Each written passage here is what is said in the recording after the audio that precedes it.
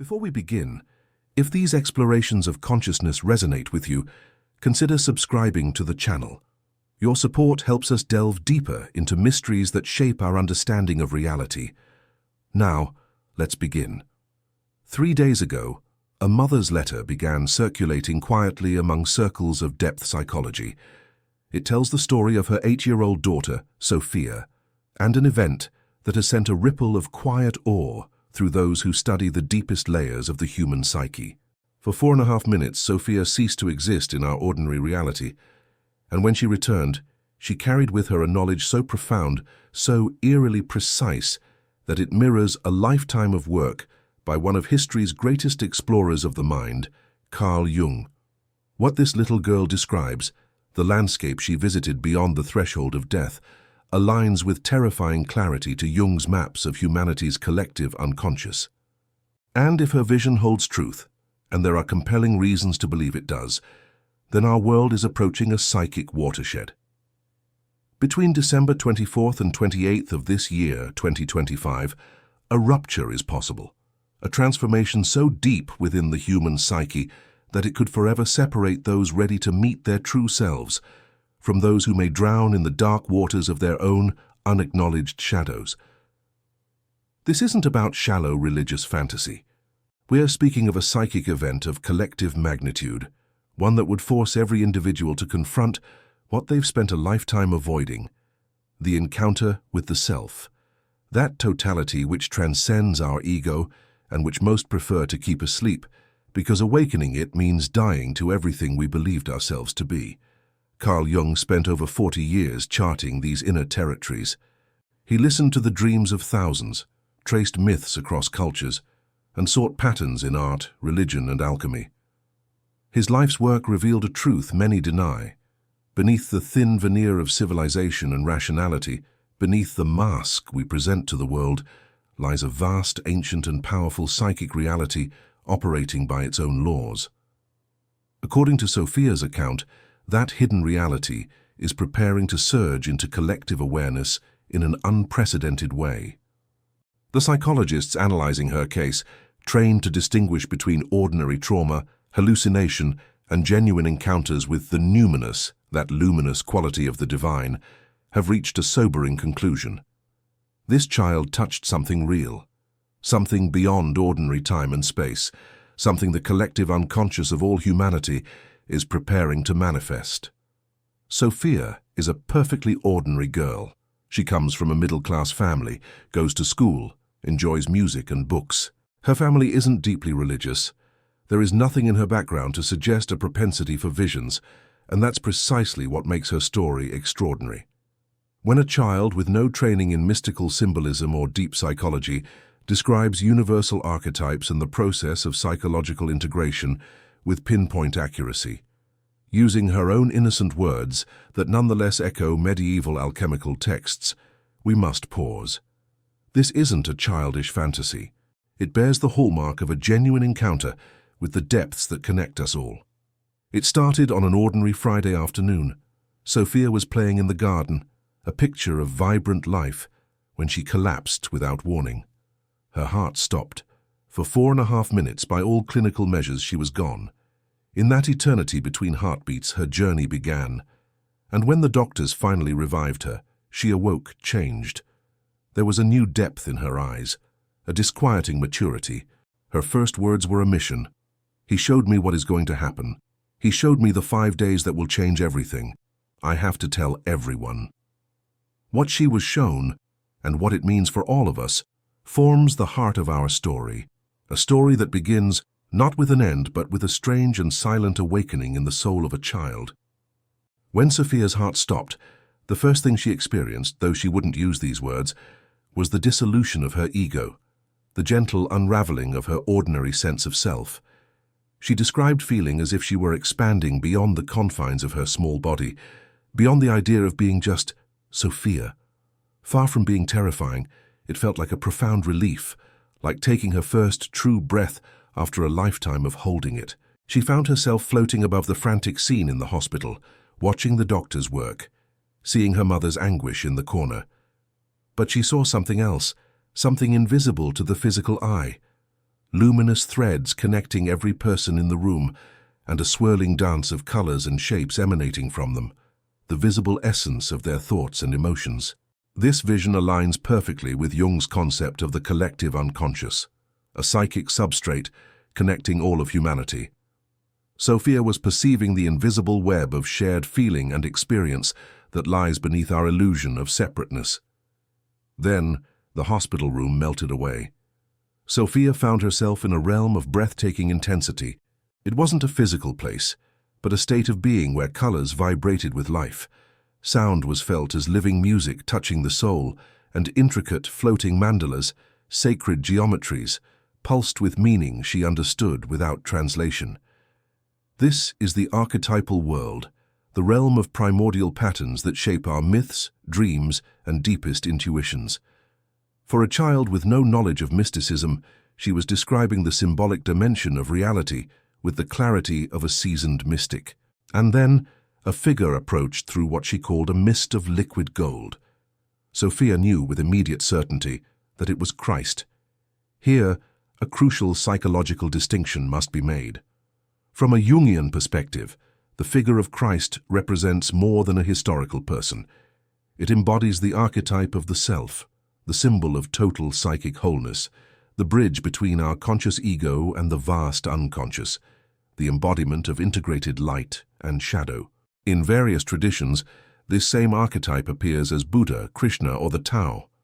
For Sofia, raised in a Western context, it took the form most resonant to her unconscious: Christ. She described him as taller than any person, his eyes holding all the stars in the universe. Under his gaze, she felt every hidden part of herself, every secret thought, every denied emotion, seen and completely accepted. There was no judgment, only a love so total it made everything else seem insignificant. This is the quintessential encounter with the self, facing our complete reality and finding not condemnation, but unconditional acceptance. This being spoke to her. His voice, she said, wasn't heard with ears, but felt as a vibration within every cell of her being. And his first words formed a mission statement for our current age. Sofia, I have brought you here because humanity is about to awaken. For too long they have been asleep, living only on the surface of their own consciousness, denying the depths within them. But that time is ending. What I will show you is not a fixed future, but the potential waiting to manifest. And you must tell everyone, especially the children, for they have not yet built the defenses that block the truth. This sleep is what Jung termed identification with the persona, our social mask. We live fragmented, alienated from our own depths, projecting our darkness onto others. The awakening is the process of individuation, the journey toward wholeness. The figure then extended a hand. Sofia saw the wounds of the nails, but they glowed with a light from another dimension.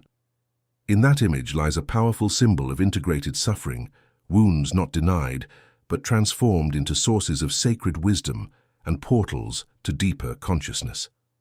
When Sofia took that hand, her perception exploded. She saw the earth and enveloping it, the luminous network of the human collective unconscious. Each person a node of light, connected by filaments, some bright with love, others dimmed or blocked by fear and resentment.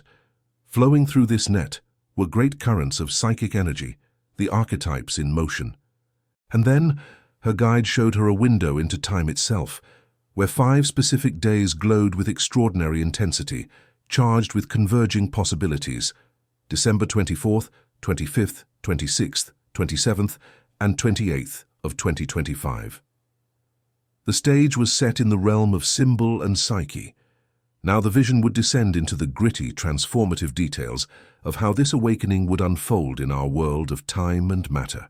The vision became specific, moving from the eternal realm of archetypes to the temporal flow of human experience.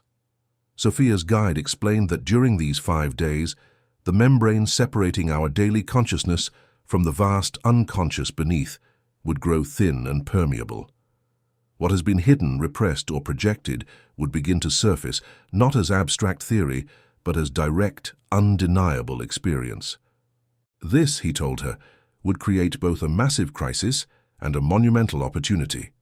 A crisis for those unprepared to face their own shadows, and an opportunity for true integration for those with the courage to look within.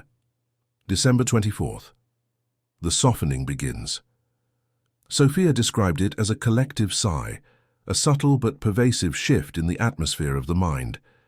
People might feel unusually introspective, emotionally porous, or stirred by forgotten dreams and sudden intuitions. It's the psychic equivalent of the deep silence just before dawn, a sense of something imminent pressing against the fabric of ordinary reality. This date, proximity to the winter solstice, the symbolic death and rebirth of the sun, is no coincidence in the archetypal calendar. It is a time when the unconscious is traditionally most active, most receptive to new birth. December 25th. The first visible fissures appear, and they manifest where we might least expect, yet most symbolically fitting, in places of worship. Sofia saw a great division occurring within churches and spiritual communities. In some, something genuine and luminous was taking place. People were experiencing what Jung called the numinous, a sense of divine presence that transcends dogma. There were authentic tears of release, not of manipulated emotion, and a profound sense of communion based on shared vulnerability, not social conformity. She even witnessed what she called miracles, healings, liberations from addiction, reconciliations. From a depth psychology perspective, these aren't necessarily suspensions of natural law, but powerful manifestations of the psyche's capacity to influence the physical when profound unconscious integration occurs. But in other churches, the reaction was resistance. Leaders, threatened by experiences they could not control, would actively suppress the emerging emotion, warning against emotionalism and urging a return to rigid doctrine. Sofia saw people being ushered out for weeping too openly or raising their hands in spontaneous reverence. The figure beside her grew deeply sad at this sight. These leaders, he said, have confused the container for the content. They guard the door instead of guiding people through it. Psychologically, this is the persona, the institutional ego, clinging to control, rejecting the living spirit it was meant to serve. December 26th. The intensity escalates from the psychological into the perceptual and even the physical. Sofia described unusual earthly disturbances, tremors in stable regions, strange weather patterns, inexplicable glitches in technology. Jung documented the phenomenon of synchronicity, meaningful causal connections between psyche and matter. This suggests that deep tremors in the collective psyche can resonate in the physical world, not through direct causation, but because both may be expressions of a deeper, unified reality. More significantly, people begin to perceive differently. Children point to corners of rooms, speaking of luminous figures. Adults see halos of color around others, auras of emotion or energy becoming visible. Some hear a faint, beautiful symphony beneath the noise of the world, the music of the universe. The veil is not just thinning, in places it is tearing. Contents of the collective unconscious, angelic archetypes, patterns of energy, are spilling into conscious perception. The guide explained to Sofia, most of humanity lives in a consensual dream, an agreement on what is real. That dream is now breaking. The media, she saw, would descend into chaos, offering frantic, rational explanations. Mass hysteria, environmental factors, neurological events. But these explanations would ring hollow because, for those experiencing it, the reality would feel more substantial than any dismissal. This clash between direct experience and institutional skepticism sets the stage for the fundamental choice that is to come. The external strange has begun to mirror the internal upheaval, forcing a question.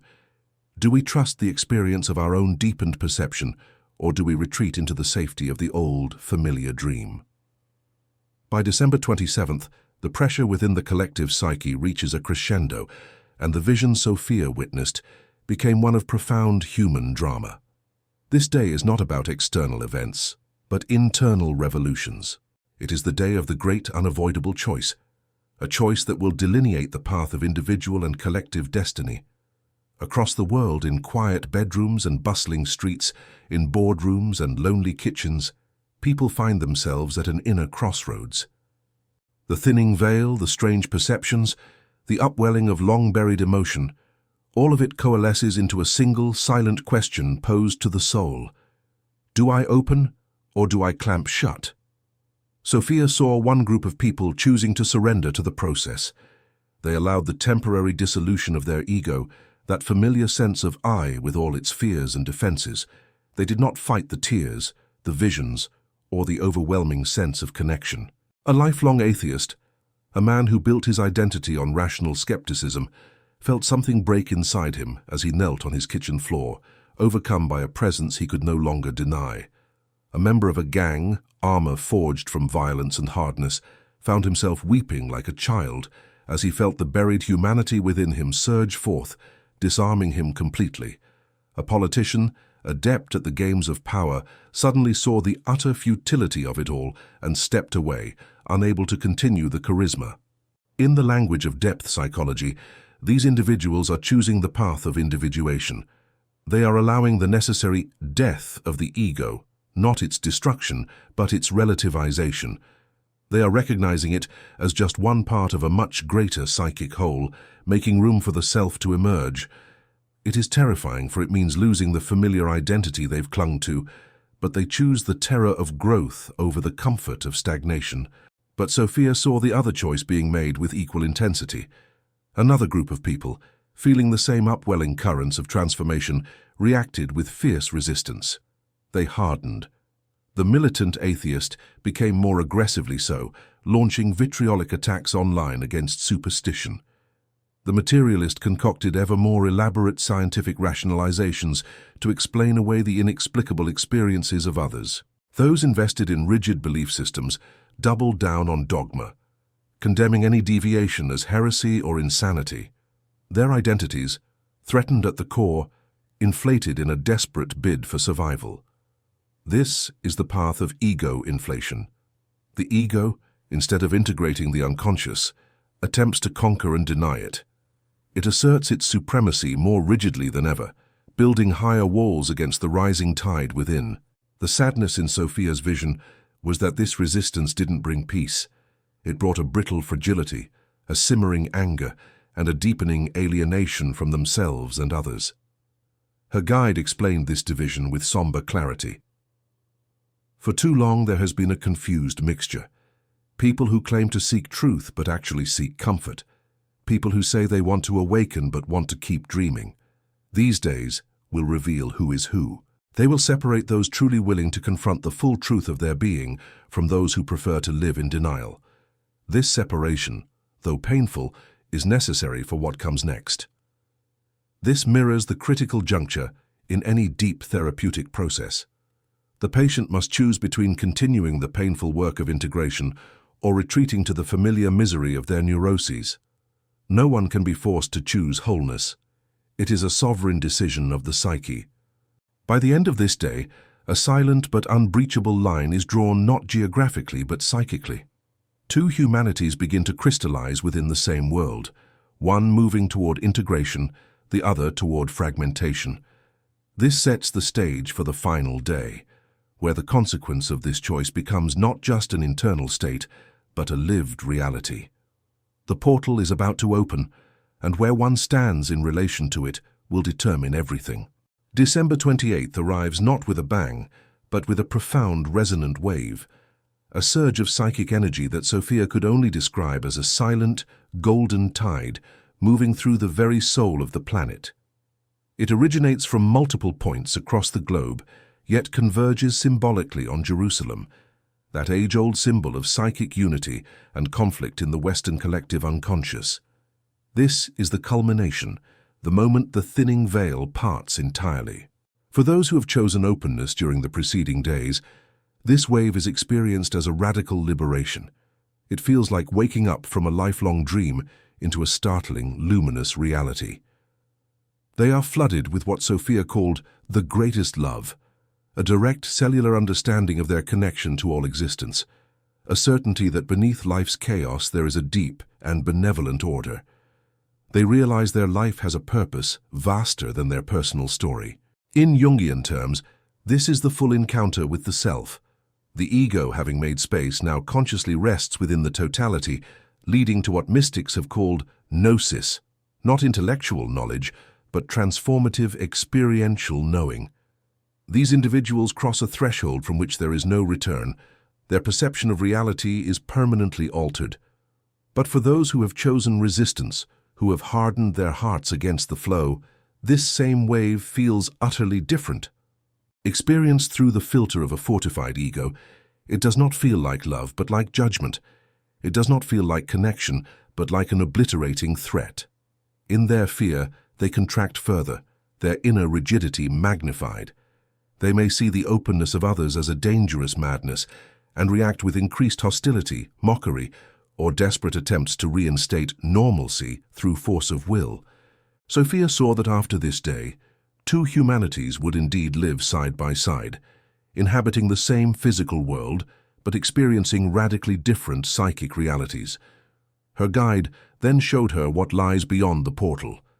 These 5 days, he explained, are not an end, but a genesis, the beginning of a long, challenging process of collective individuation. Those who underwent the transformation would begin to form new kinds of communities, what Sophia called new tribes. These wouldn't be based on dogma, but on the mutual recognition of having passed through the same crucible. They would share resources out of a genuine sense of interconnection, make decisions for the common good, and raise children to cultivate wholeness, not mere conformity. Their lives would be touched by what we might call everyday magic, frequent synchronicity, trusted intuition, a fluid boundary between inner wisdom and outer reality. They would live with a high degree of conscious integration. The wider world, however, would react with instability. Social, economic, and political structures built on competition, manipulation of unconscious masses, and rigid control would begin to falter as their foundation, a sleeping populace, erodes. Governments in response would often seek more control, not less. Sophia saw new laws targeting the awakened, surveillance of their gatherings, and attempts to pathologize spiritual experience as mental illness to be medicated away. The persecution, her guide warned, would be real, but they would not be alone. The awakened would be supported by an inner guidance, the conscious connection to the self, and an invisible network of psychic resonance with others on the same path. The vision began to fade. The figure turned to Sophia one last time, imparting a final urgent message. A message that was not just for her, but a guide for anyone listening to her story, right here, right now. The final message Sophia received was not a prophecy of doom, but a compassionate call to conscious preparation. "You are just a child," the figure told her, "but you have been chosen to carry this message because children still remember what it was like before building all the defenses adults use to block the truth." The instruction was clear. Tell everyone the 5 days are coming, and that preparation is not external but internal. For those who have done the inner work, these days will feel like liberation. For those who have not, they will feel like crisis. This brings us from the realm of vision to the realm of practical psychological action. Whether Sophia's vision manifests precisely as described or symbolically points to an accelerating collective shift, the wisdom it carries is timeless and urgently applicable. The Jungian path of individuation provides our map for preparation. First, and most crucially, is the work of confronting our shadow. This is everything in ourselves we deny, repress, or project onto others. Notice who irritates or intensely attracts you. They are likely mirrors. Ask, what quality in them am I refusing to acknowledge in myself? Reclaiming these projections is the cornerstone of becoming whole. Second, cultivate a relationship with your unconscious through dreams and synchronicity. Keep a dream journal. Pay attention to those meaningful coincidences that feel guided. They are the language of the deeper psyche trying to communicate. Third, develop a regular practice of self-observation through meditation, journaling, or contemplation to cultivate the inner witness that can observe thoughts and emotions without being consumed by them. Fourth, seek honest feedback from trusted people about your blind spots and examine your closest relationships. The recurring patterns and conflicts there are direct reflections of your inner landscape. Fifth, begin to gently loosen your identification with external roles, your job title, social status, political identity. Ask, who am I when all this is stripped away? This isn't about abandoning your life, but about holding it more lightly, recognizing the mask without becoming it. For leaders in religious, therapeutic, or media institutions, this is a call to wisdom. Choose to facilitate genuine experience over institutional control. For skeptics, it's an invitation to openness. For spiritual seekers, a warning against the trap of spiritual inflation. Sofia's story is both warning and promise. The warning is that living on the surface of our psyche is becoming untenable. The unconscious is demanding integration. The promise is that what awaits on the other side of that work is our own profound wholeness, the self we were always meant to be. The final understanding from her vision is this: the future is not fixed. Sofia saw a potential, a tipping point in the collective psyche. Our individual and collective choices now influence how that potential unfolds.